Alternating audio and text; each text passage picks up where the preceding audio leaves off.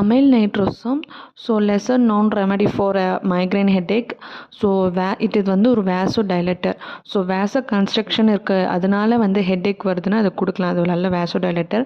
Flushing sensation, ரொம்ப கன்ஜஷன்னால அப்படியே மூஞ்சிலாம் red ஆகிடுறது.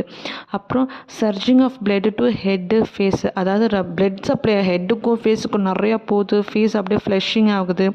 அப்புறம் கன்ஸ்ட்ரக்ஷன் இருக்கிறதுனால த்ரோம்பிங் சென்சேஷன் இருக்கும்.